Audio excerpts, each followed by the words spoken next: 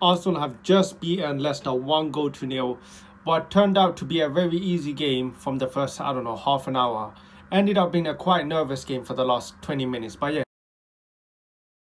that's right, guys. Arsenal have just beaten Leicester 1-0. Brilliant goal by Martinelli, and on we go. I think we're now 5 points top of the league. Obviously, Manchester City still have the game left to play against Bournemouth, so let's hope Bournemouth, do something for us. But look, the game started off well. I think for the first 40 minutes, I would say Arsenal were the dominant side, and controversially, some stupid VAR decisions.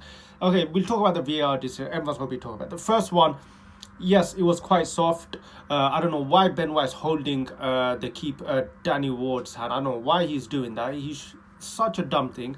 Brilliant finish by TROSSARD, and it's so upsetting because TROSSARD had such a nice finish. Yeah, he was ruled out for a very dumb mistake by Ben White. Okay, so that happens.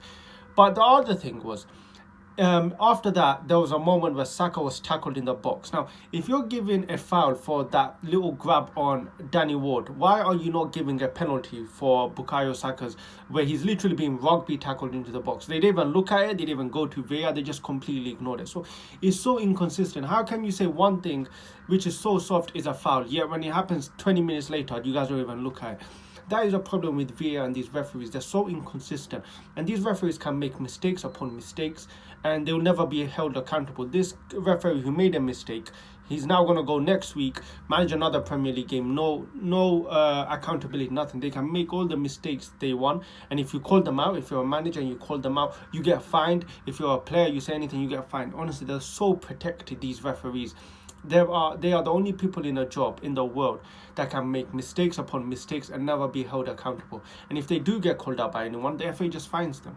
Honestly, these referees are so pathetic. So obviously the first half ends 0-0. I believe the first half, Martinelli, honestly, wasn't the best half for him, but my days, he made up for it in that second half. A brilliant finish. I got worried for a second. I thought he was out injured because he was screaming in agony straight away.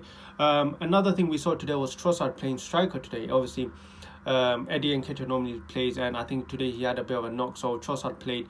And I think Trossard looked good, really good. He's really sharp on the ball. He's quick with the ball. He's very agile on the ball. His both feet are just so controlled, and unfortunately he couldn't get that goal. But what a finish, man. And I do hope he plays that next game. Obviously, he got the assist, a very beautiful assist, nutmeg to the Leicester defender's legs. I hope he does play. But the second half, look, we got the goal. I really did expect us to, get maybe a few more, but it's just the final ball was never perfect. And I think once